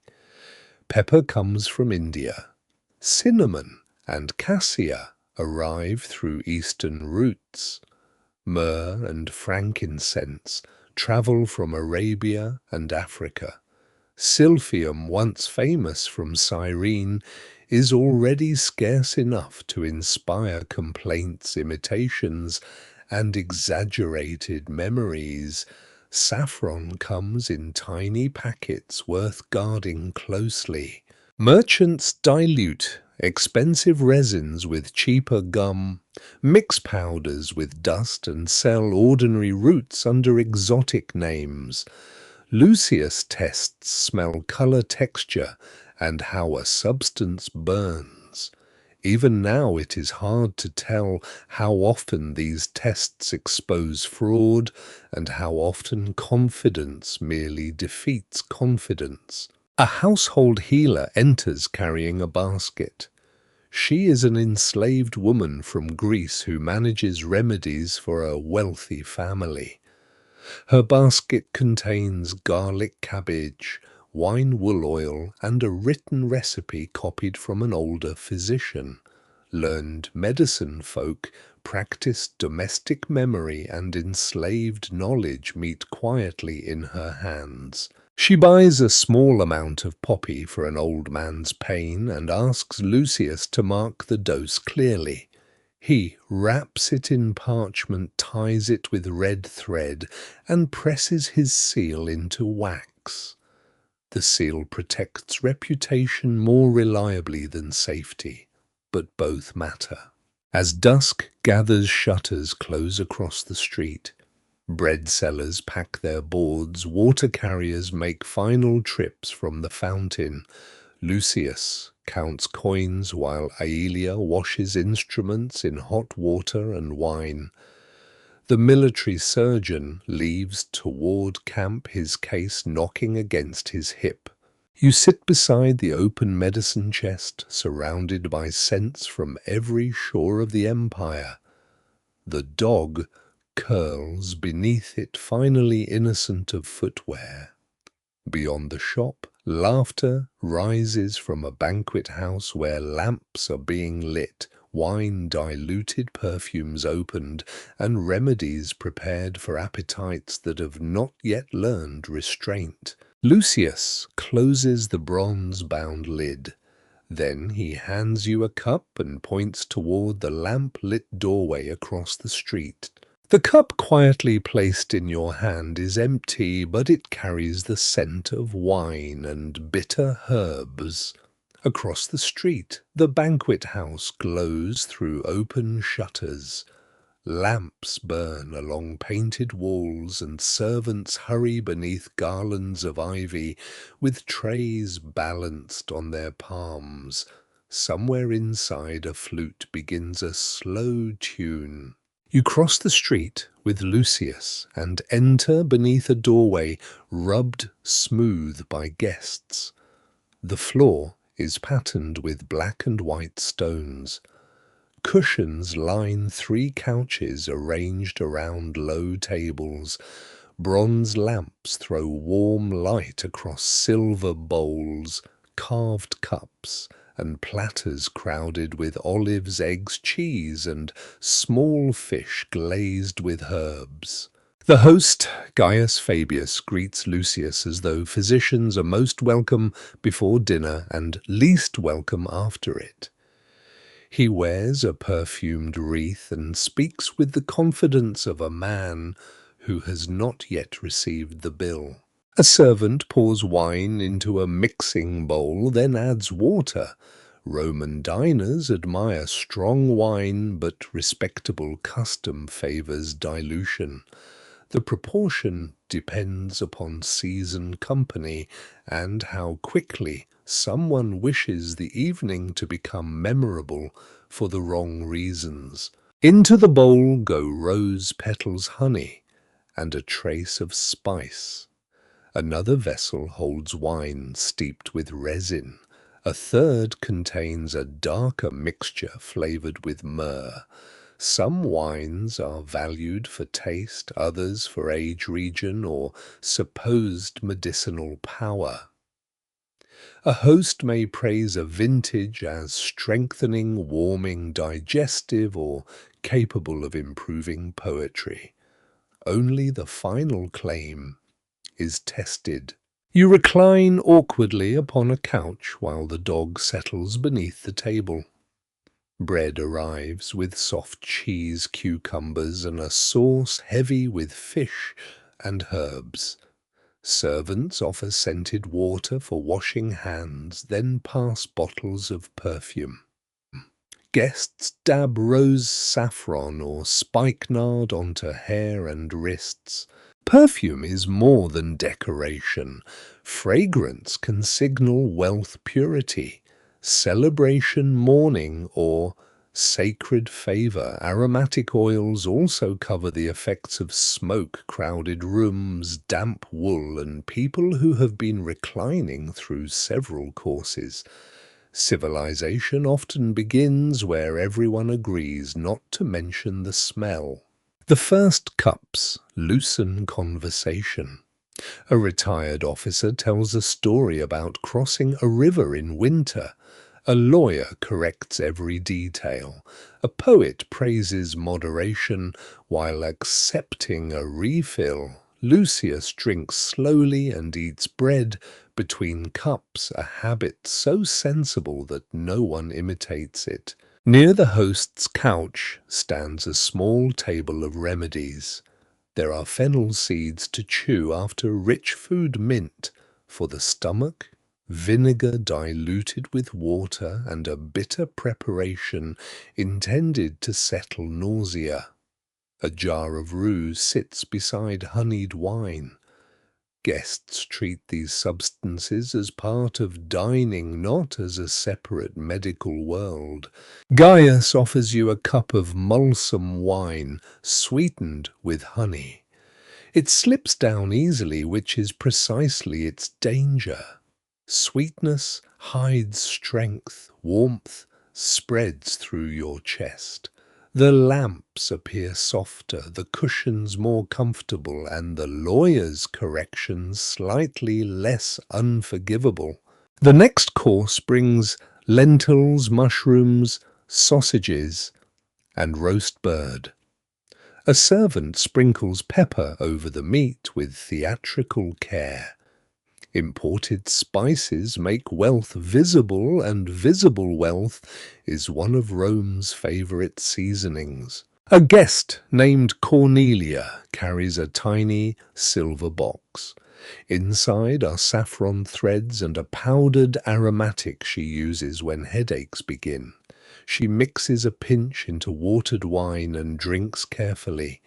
Saffron may brighten mood or calm discomfort in small amounts, yet excessive quantities can bring sickness and confusion. Some swear certain perfumes stir desire, sharpen dreams, or lift melancholy.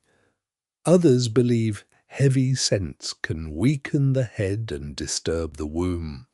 No one can quite agree where fragrance ends and medicine begins, because the same oil may be worn at a feast offered in a temple, rubbed into aching skin, or added to a sleeping draught. As cups multiply, voices grow louder. The retired officer repeats his river story with twice the enemies. The poet begins reciting verses that improve only in his own hearing. Gaius orders stronger wine and less water. Lucius watches the change with professional calm. Alcohol dulls pain, relaxes fear, and encourages sleep, but it also slows judgment, weakens balance, and invites reckless appetite. Mixed with poppy mandrake or other sedatives, it can deepen sleep dangerously.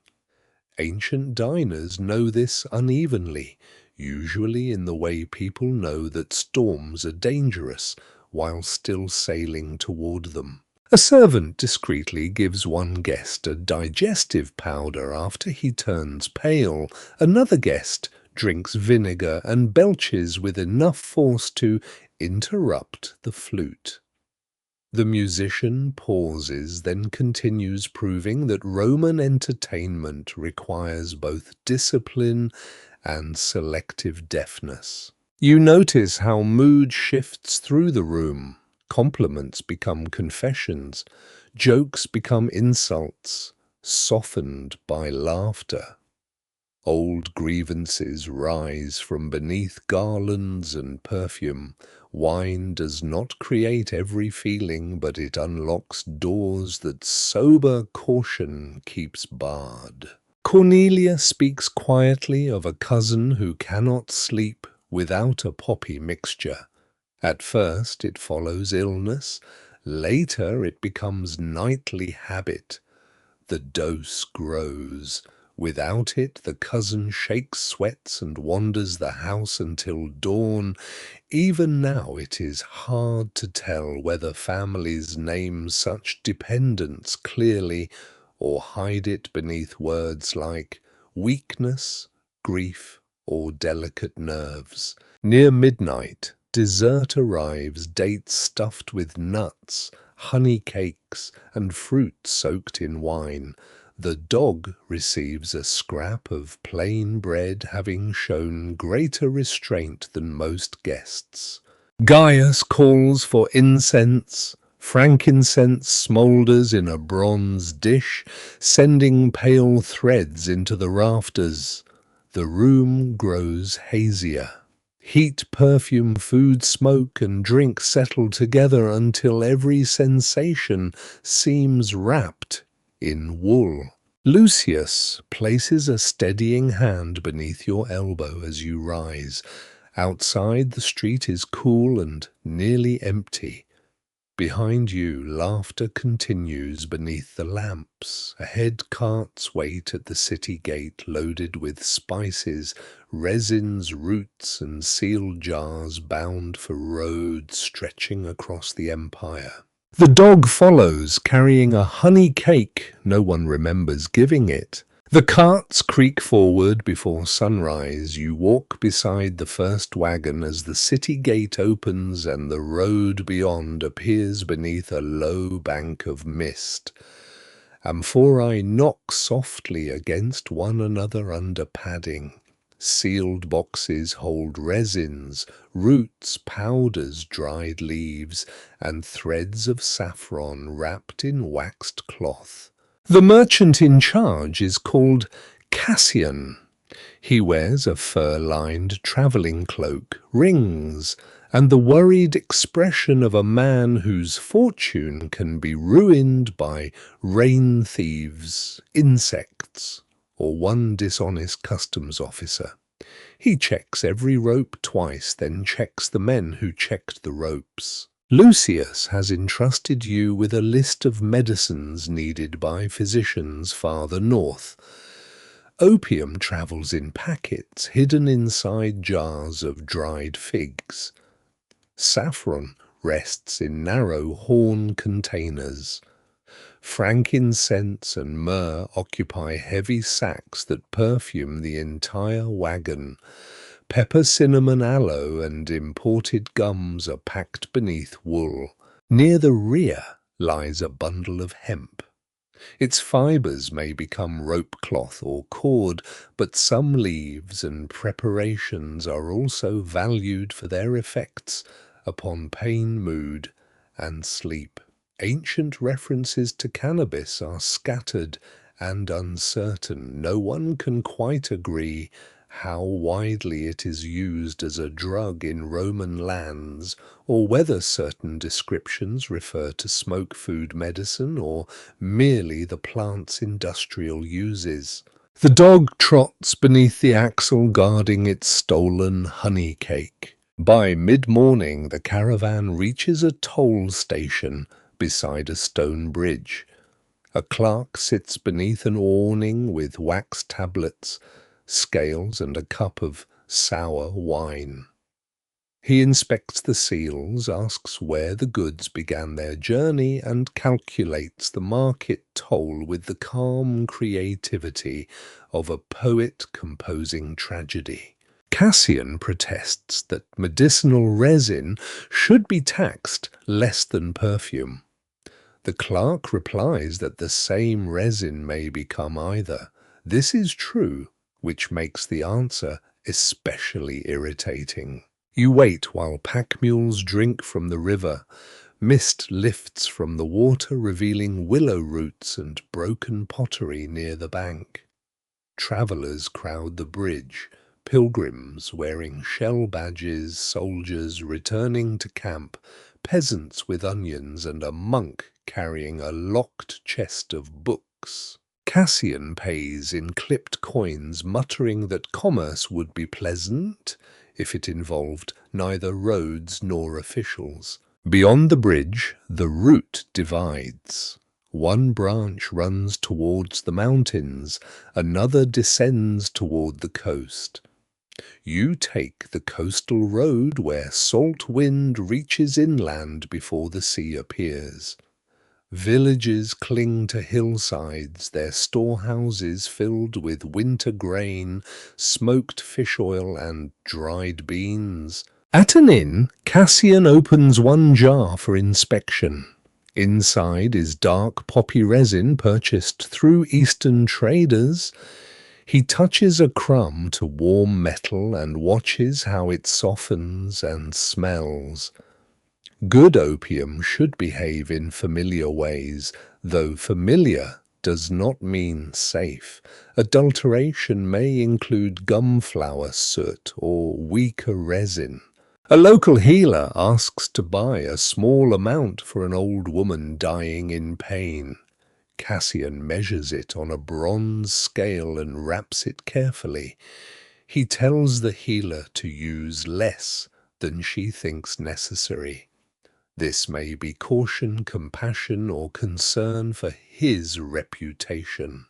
Motives often travel together like merchants sharing one mule. At noon the road reaches a harbour crowded with cranes, warehouses, sailors and carts. Ships from distant provinces unload jars of wine, oil, dried fruit, spices, and medicinal substances. The air is thick with tar, brine, fish, incense, and shouting. Porters carry sacks marked with painted signs. Warehouse scribes record origins, weights, and owners. Ink stains their fingers while dust stains everything else. A broken amphora leaks fragrant oil across the stones, and 3 men argue about who must pay for the loss. Cassian meets a Syrian trader beneath a striped awning. The man offers myrrh from southern roots, pepper from India, cassia nard, and an unfamiliar root said to restore strength, cure sadness, and improve memory. Any root promising 3 miracles deserves at least 4 suspicions. They bargain by smell, texture, color, and story. Provenance matters. Goods from famous regions command higher prices, which encourages merchants to rename ordinary substances after distant places. A local resin becomes Arabian, a common herb becomes Egyptian. A dusty root travels farther in conversation than it ever did by road. Some swear certain drugs grow stronger after crossing the sea. Others claim foreign medicines work because foreign bodies require foreign cures. Even now it is hard to tell how much medical reputation comes from observation and how much from rarity, cost, and the persuasive romance of distance. By evening your caravan leaves the harbour with new cargo. Rain begins before the first milestone. Waxed covers are pulled over the wagons and ropes tighten around the jars. Water runs in shining channels along the road. Everyone's cloak smells of wet wool. You shelter at a roadside shrine where travellers have left bronze coins, clay feet, and tiny tablets asking protection for journeys. Cassian hangs a sprig of rue from the wagon tongue. He says it guards against poison and envy. The driver says it also discourages flies. Both are satisfied. The following days pass through mud frost and market squares. At each town sellers unfold awnings and arrange remedies beside onions, lamps' combs, and pilgrim badges. Poppy saffron, hemp resins, and roots move from empire-wide trade into household cupboards and physicians' chests. Their journeys change them. Powders absorb damp, labels vanish, names shift between languages. A Greek recipe meets a Latin copy, then a local substitute. The substance sold may be genuine, weakened, misunderstood, or dangerously strong. At the final provincial town, Cassian unloads before a stone warehouse. An iron key turns in the oak door. Inside shelves rise into shadow, filled with the scents of 100 roads. The dog curls atop a sack of frankincense. Outside bells from a nearby shrine mark dusk. As Cassian locks the medicines away, unaware that beyond the next hill a wealthy household is already whispering about poison. The warehouse door closes behind you, and the scent of frankincense gives way to colder air. A servant waits beside the road with a hooded lantern and a message stamped in green wax. His master, a wealthy landowner named Decimus Varro, requests Cassian's presence at once. A guest has fallen ill after supper, and every cup in the house has suddenly become evidence. You follow the servant beyond the town walls, where frost, silvering the fields, catches the lantern glow. The dog trails close to your heels. Ahead, the villa rises behind stone walls, its windows bright against the dark. Guards stand at the gate with spears crossed, not because an army approaches, but because fear makes ordinary doors seem insufficient. Inside, servants move quietly over mosaic floors. Rushes have been scattered near the kitchen entrance to absorb spilled wine and muddy footprints. Beeswax candles burn in bronze stands, and smoke gathers beneath painted ceilings. No one laughs. Even the household slaves, who usually exchange whispers, keep their eyes lowered. Decimus meets Cassian in the dining room. He is broad, grey-haired, and wrapped in a fur-lined cloak, despite the heat of the braziers. On the table lies a silver cup half full of dark wine. Beside it rests a plate of mushrooms, figs, and roasted meat. The sick guest has been carried to another chamber where Lucius is already examining him. The guest is Decimus's cousin Marcus, a man with debts, enemies, and an inconvenient claim upon part of the estate. He complains of cramping dizziness and a burning throat. His skin is pale, his hands tremble, and sweat darkens the linen beneath him. Lucius asks what he ate, what he drank, and whether anyone else shared the same dishes. Everyone shared the meat. Several ate the figs. Only Marcus drank from the silver cup. This detail settles over the room like soot.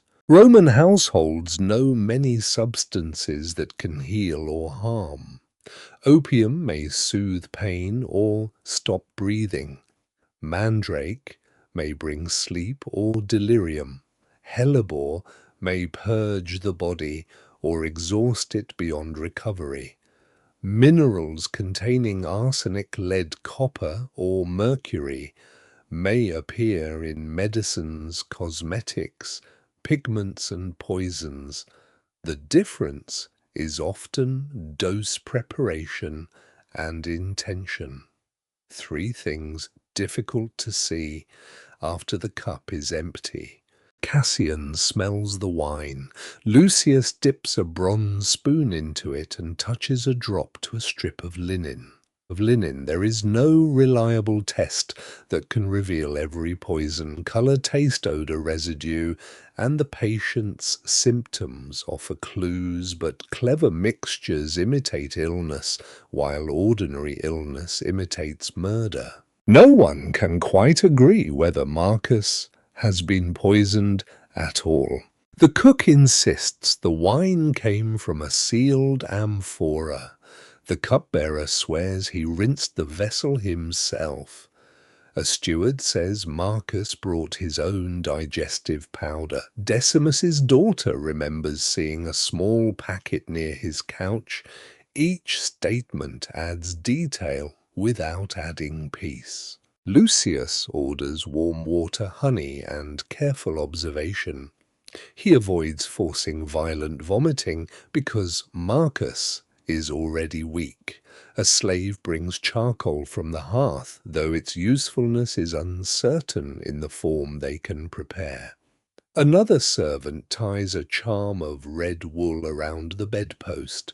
Some swear knots prevent poison from traveling through the body. Others say only certain words spoken backward can break its path. The dog sniffs beneath the couch and finds a waxed packet. Inside lies bitter powder mixed with saffron. Marcus admits reluctantly that he bought it from a traveling healer to strengthen his digestion and improve his sleep. The healer claimed it was safe with wine. Lucius tastes nothing wisely. He examines the grains and recognizes hellebore, perhaps combined with another purgative. Even now it is hard to tell whether the packet contains a deliberate poison, a reckless remedy, or an ordinary medicine taken in extraordinary excess. Suspicion, however, has already escaped its jar. Decimus looks toward his second wife, Livia, who would benefit if Marcus abandoned his claim. Livia looks towards the steward who controls the cellar accounts. The steward looks toward the cupbearer who is young, frightened, and easy to blame. Marcus, sweating beneath blankets, accuses everyone in turn with admirable fairness. In wealthy houses, medicines are often stored in locked cabinets beside perfumes, spices, and costly resins. The keys may belong to a mistress, steward, physician, or trusted slave. A person seeking poison does not always need a secret criminal market. The dangerous substance may already sit near the ointment for sore knees. Roman stories delight in poisoned heirs, ambitious wives, suspicious emperors, and dinners where each mushroom carries political meaning. Some tales may preserve real crimes. Others grow through rumor, courtroom rhetoric, and the pleasure of explaining sudden death with a villain instead of bad food. Those who tell the tale never fully agree whether famous poisoners possess extraordinary skill or merely extraordinary reputations. Near midnight, Marcus begins to recover. His breathing steadies, the cramps ease, and he asks for water without accusing the cup. Lucius believes the powder wine, rich food, and anxiety combine to cause the collapse. This answer disappoints nearly everyone because accidental foolishness lacks the elegance of conspiracy. Decimus orders the remaining powder burned. Lucius stops him long enough to preserve a sample wrapped in linen. Cassian seals it with wax and marks the packet clearly. Evidence like medicine becomes useless when handled carelessly. The household relaxes by degrees. Servants bring barley water and plain bread. The cook removes the mushrooms, though no one has proven them guilty.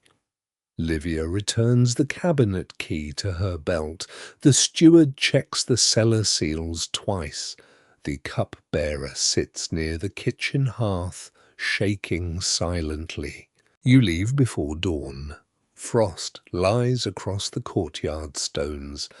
Behind you the villa doors close beneath iron bolts guarding wealth remedies and suspicions that no lock can fully contain. On the road, the dog trots beside you, while Cassian carries the sealed packet toward an older world of manuscripts, monasteries, and scribes waiting beyond the fading empire. The road lengthens beneath a pale morning, carrying you away from the villa and toward centuries that seem to gather like mist. Milestones lean, roof tiles vanish from abandoned farms, bridges crack beneath weeds, and imperial patrols become rarer until the old Roman order feels less like a wall than a memory fading behind you. Cassian's sealed packet remains tucked inside his cloak. He grows older as the road changes. His beard whitens, his step slows, and then, without any clear boundary, another traveller carries the packet onward. A merchant becomes a clerk becomes a priest, and the green wax seal darkens beneath new hands. You arrive at a monastery built from stones taken from a ruined villa. Columns once surrounding a dining court now support a chapel roof. A carved pagan face lies sideways in the cloister wall, ignored by most brothers and blamed by one novice whenever the kitchen milk sours. The bell sounds before dawn. Monks rise from wool blankets, wash with cold water, and cross the stone passage toward prayer. Their sandals whisper over rushes scattered across the floor. Beeswax candles burn beside the altar, while frost presses white patterns against the narrow windows. After prayer work begins, some brothers tend winter cabbages, mend fences, brew ale, or feed pigs. Others enter the scriptorium where parchment, ink, and patience preserve fragments of older learning. You follow Brother Odo's predecessor, a round-shouldered monk named Amandus, into a room smelling of lamp oil, scraped hide, and damp wool. Cassian's packet rests beside a battered Latin manuscript. The pages contain remedies copied from Greek physicians, Roman compilers, household notebooks, and sources whose names have been lost. Poppy mandrake, Helleber saffron fennel, honey, wine, and vinegar appear beside instructions for preparing plasters, draughts, washes, and sleeping mixtures. Amandus reads slowly. His Latin is strong, but some plant names are obscure. One word may refer to several herbs depending upon region. Another may be a copying mistake made 200 years earlier by a tired scribe whose candle guttered at the wrong moment. No one can quite agree whether a certain root called for in the text is harmless marshmallow or something closer to deadly nightshade. Amandus draws a cautious mark in the margin and writes, "Do not use without an experienced herbalist." This is medieval scholarship at its most practical uncertainty, followed by very firm handwriting. At the next desk, a novice copies a recipe for pain. He shapes each letter carefully, leaving space for a painted initial. His fingers are blue with ink and his breath clouds in the cold room. To prevent mistakes, he reads the line aloud before copying it. Even so, he writes one spoonful where the original says half. Amandus notices and scrapes away the error with a small knife. The parchment thins beneath the correction. A wrong word in a prayer may trouble a theologian. A wrong quantity in a drug recipe may trouble everyone at the funeral. Outside the scriptorium, the monastery infirmary holds 6 beds each, a wooden frame covered with straw linen and wool. A lay brother tends a feverish traveller with barley water and cool cloths. Another patient receives honey for a cough. A third sleeps after a carefully measured poppy preparation, watched by a novice instructed to count breaths. Classical medicine survives here, but it does not remain unchanged. Prayers gather around remedies.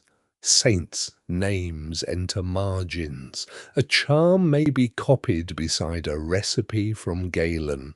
A splinter, believed to come from a holy staff, hangs near jars of dried herbs. Some swear Saint Blaise protects the throat, while Saint Apollonia relieves toothache. A sufferer may receive both a herbal rinse and a whispered invocation, because pain encourages generous cooperation between heaven and earth. Even now it is hard to tell whether every monk sees charms as sacred aid, harmless comfort, or troublesome superstition. Bishops condemn some practices while tolerating others. Knotted threads, written words, relic dust, and bits of blessed wax pass quietly between households. At noon, a travelling healer arrives through the gate carrying a leather satchel. She is called Isabel and knows plants by leaf, root, season, and smell. Her knowledge comes from family teaching, village practice, and years of watching what helps, what fails, and what should never be repeated. Amandus shows her the uncertain root name. Isabel studies the drawing, sniffs the dried sample, and says the monastery has mislabeled it.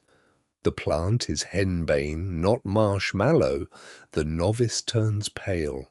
The dog, now resembling the same torn-eared companion from your first night, sleeps through this discovery with deep professional confidence.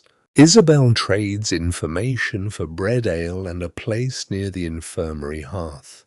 She teaches the brothers how to dry leaves away from smoke-store roots above damp floors and mark dangerous jars with black cord.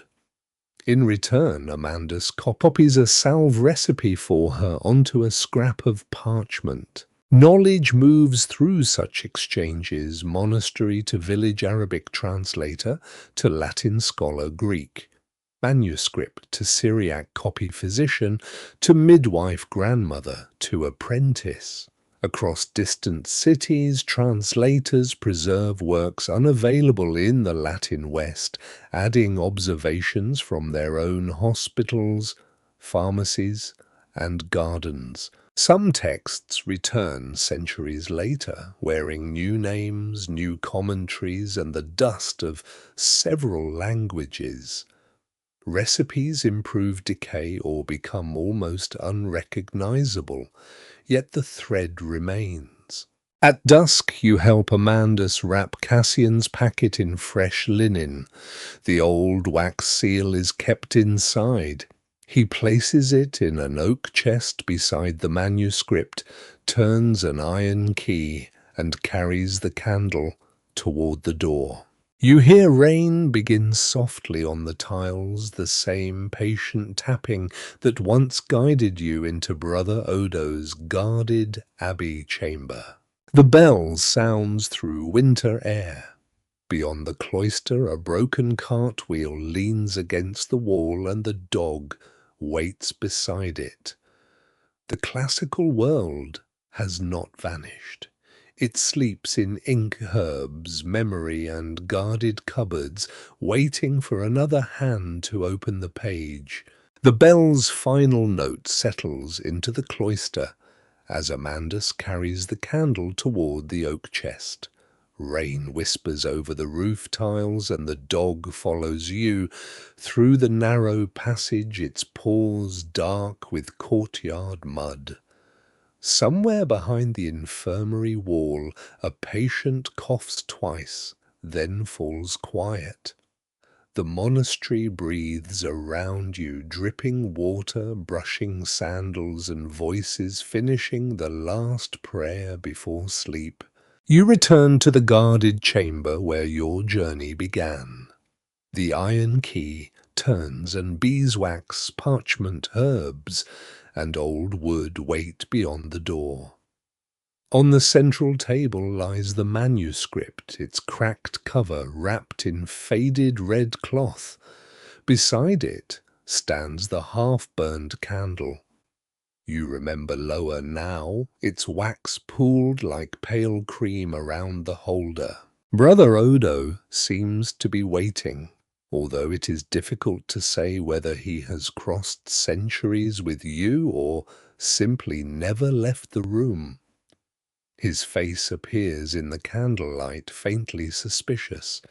He looks at the mud on your boots, then at the dog, then at the manuscript, as though deciding which of the three presents the greatest danger to the library.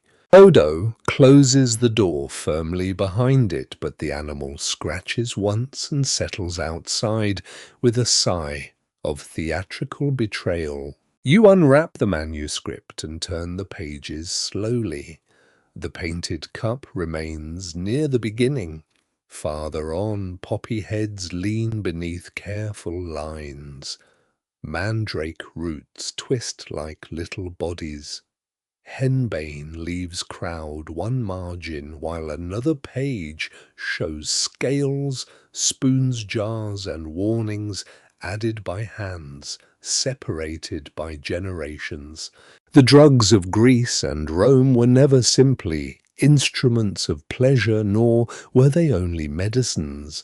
They belonged to households, temples, military camps, banquets, markets, birth rooms, sick beds and roads. Wine carried herbs into the body, poppy softened pain. Mandrake and henbane dimmed awareness, saffron, cannabis, resins, perfumes, and bitter roots altered mood, sleep, appetite, memory, and sensation in ways that could comfort, confuse, or kill. People used them because pain was real. Surgery was brutal. Sleeplessness exhausted the mind. Grief refused to remain polite, and illness offered few reliable mercies. They also used them because ritual required transformation.